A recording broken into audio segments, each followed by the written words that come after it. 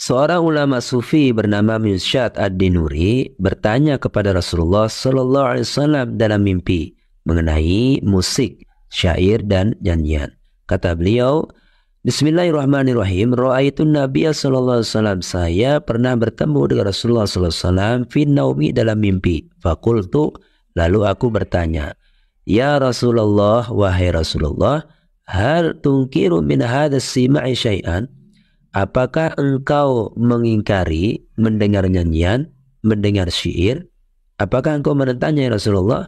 Faqala, beliau berkata, Ma unkiru minhu syai'an.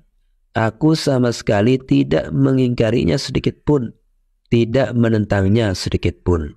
Walakin, akan tetapi kata beliau, kullahum, katakan kepada mereka, kepada para penyanyi, para pesenandung, yaftatihuna, agar membuka nyanyiannya itu qablahu bil Quran, dengan Al-Quran, dengan ayat Al-Quran terlebih dahulu. Wa yakhtimuna, kemudian ia tutup ba'dahu, setelah selesai bernyanyi, dengan ayat Al-Quran.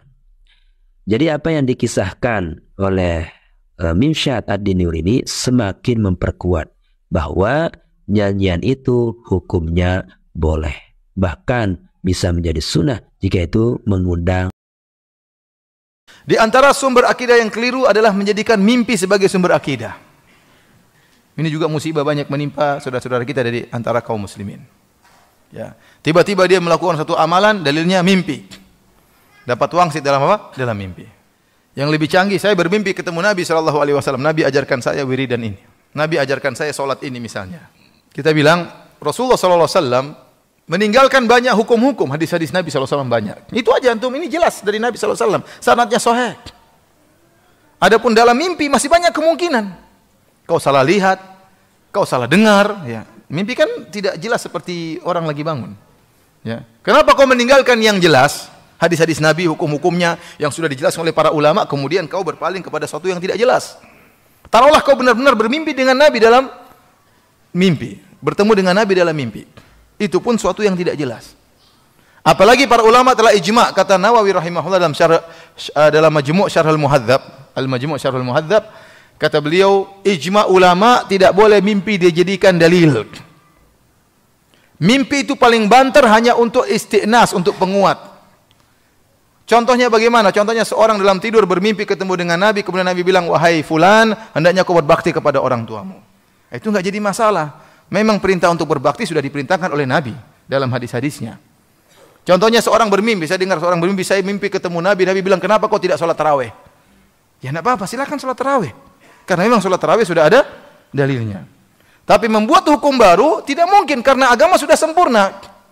Nabi telah berkata dalam Al-Quran, Allah berfirman, Al-yawma akmaltu lakum dinakum. Pada hari ini telah aku sempurnakan agama Islam bagi kalian. Nah, kalau ternyata bisa muncul syariat-syariat baru lewat mimpi, berarti agama Islam belum sempurna.